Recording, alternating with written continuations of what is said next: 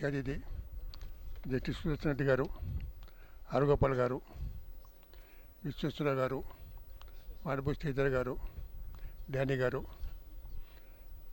వేదిక మీద ఉండాల్సిన వాళ్ళు చాలామంది సభలో కూడా ఉన్నారు. సభలో ఉన్న పెద్దలకి, మిత్రులకి అందరికీ నమస్కారం. శ్రీధర్ ఆరోగ్య పరిస్థితి మీకు తెలుసు. ఇది పోస్ట్ స్ట్రోక్ ఫస్ట్ బుక్. ఆయనకి స్ట్రోక్ వచ్చిన సంగతి మీకు చాలామంది తెలుసు. 2 ఏళ్ళ నుంచి సతమతం అవుతున్నాడు. దాని గురించి పుస్తకంలో కూడా రాశాడు. స్ట్రోక్ వచ్చినా కూడా అక్షరాలు వదలకుండా తన కోర్ సెక్టర్ అయిన న్యాయశాస్త్రాన్ని వదలకుండా ప్రజలకి ఈ సమయంలో సందేశం ఇవ్వాలనుకున్నాడు. వాస్తవానికి ఇది ఎన్నికల కంటే ముందు రావాల్సిన పుస్తకం. ఎన్నికల కంటే ముందు రావాలని హడావుడిగా రాశాడు, కానీ ముందు రాలేదు. కానీ ఈ పుస్తకం వచ్చినట్టే, ఈ పుస్తకం చదివినట్టే భారతదేశంలో ఉన్న ప్రజలందరూ ఓటు చేశారు. అంటే ఈ పుస్తకం అన్ని భాషల్లోకి తర్జుమా చేసి దేశమంతా పంచితే ఎటువంటి ఎఫెక్ట్ ఉంటుందో అటువంటి ఎఫెక్ట్ మన ఎన్నికల్లో కనిపించింది.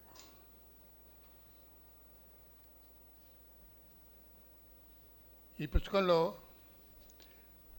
రాజ్యాంగ పీఠిక గురించి రాశారు. రాజ్యాంగ పీఠికతో పాటు రాజ్యాంగ నిర్మాణం, రాజ్యాంగ నిర్మాణ పరిషత్తు సమావేశాలు, దాంట్లో అంబేద్కర్ పాత్ర, రావు గారి పాత్ర, మిగతా ప్రముఖుల పాత్ర, సప్త ఋషుల పాత్ర అని రాసుకుంటూ తన నిజాం ఈ నేపథ్యం కూడా దాన్ని జోడించి మొత్తం మీకు ఈ అయోధ్య విషయం, చివరికి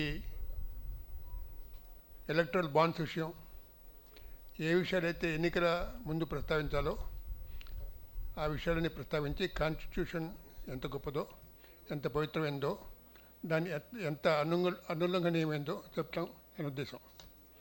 అదంతా చాలా సమర్థంగా చెప్పాడు. ఈ చెప్పే క్రమంలో శ్రీశ్రీని చాలా విరివిగా ఉపయోగించుకున్నాడు. శ్రీశ్రీ కవిత్వాన్ని, శ్రీశ్రీ గేయాల్ని, అప్పుడప్పుడు కాలేజీని, పంచాలజీ నాగేశ్వర గారిని వీళ్ళు తలుచుకున్నారు ఈ క్రమంలో. అయితే ఎక్కడ కూడా ఎవరిని కూడా పరుష పదాలను ఉపయోగించకుండా, మోదీ ప్రస్తావన చేయకుండా, మోదీకి వ్యతిరేకంగా ప్రజలు ఓటేసేటట్టు చేయాలనే ఉద్దేశం. అంటే స్పష్టంగా మోదీని వ్యతిరేకిస్తామని చెప్పినప్పటికీ మోదీని వ్యతిరేకిస్తూ ఒక వర్షం కూడా రాయకపోవటం, ఎవరిని విమర్శించకపోవటం ఈ పుస్తకంలో ఉన్న లక్షణం ఒకటి మనం గమనించాల్సింది. నిన్న Ambedkar's preamble A secret history of the constitution of India అని ఆకాష్ సింగ్ రాథోడ్ దాని పుస్తకాన్ని నిన్న మల్లెపల్లి లక్ష్మి గారు పంపించాడు నిన్న. అప్పుడు లేట్ అయింది చదవడానికి, కానీ దాంట్లో చాలా ఉన్నాయి విషయాలు. అంటే మెయిన్ స్ట్రీమ్ నేరేటివ్కి పూర్తి భిన్నంగా ఎట్లా అంబేద్కర్ని ఎట్లా వ్యతిరేకించారు, అంబేద్కరు ఈ రాజ్యాంగ నిర్మాణంలో ఎటువంటి పాత్ర పోషించాడు, ఆ పాత్రను ఎవరెవరు వ్యతిరేకించారు, ఎందుకు వ్యతిరేకించారు, చివరికి అంబేద్కరే దీనికి మూలకారకులని చెబుతూనే ఈ మొత్తం వివరణ ఇచ్చారనమాట. అది చాలా మంచి పుస్తకం. ఇంకా నేను చదవలేదు పూర్తిగా, తర్వాత మొదలుపెట్టాను.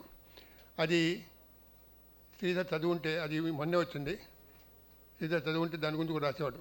కానీ శ్రీధర్ ఏం చేశాడంటే కులకర్ణి, దాని తర్వాత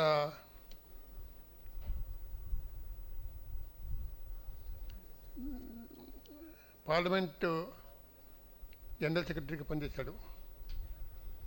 తన పేరు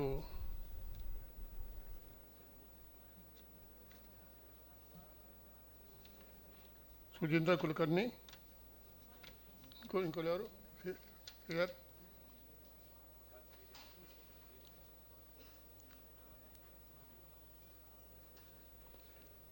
పేరు గుర్తు రావట్లేదు, మళ్ళీ చెప్తాను. సుజేంద్ర కులకర్ణిని బాగా కోట్ చేశాడు. సుజేంద్ర కులకర్ణి అంబేద్కర్ని అంబేద్కరు రాజ్యాంగానికి పిత అని ఎట్లా అన్నాడు, ఎట్లా అప్పుడు గంట దాన్ని వివరించాడు, అది చెప్పాడు.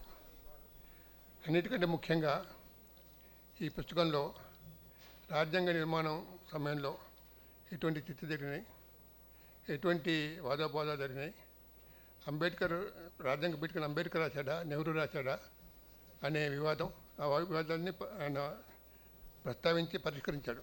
చివరికి అంబేద్కరే రాశాడని చెప్పాడు. అలా అంబేద్కరు రాజ్యాంగ పీఠిక రాశాడా, రాజ్యాంగం అనే రాశాడా, లేకపోతే బిఎన్ రావు రాశాడా అనే వివాదమే ఇప్పుడు దానికి కాలం చెల్లిపోయింది.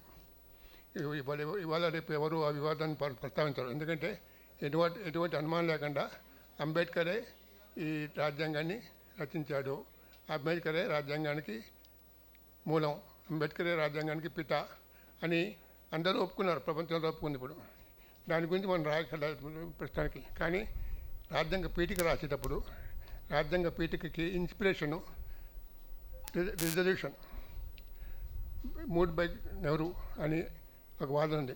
ఆ వాదాన్ని ప్రస్తావించి అది కాదు, ఇది రాజ్యాంగ పీఠిక రాసింది అంబేద్కర్ అని చెప్పడం ఇదర్ ఉద్దేశం.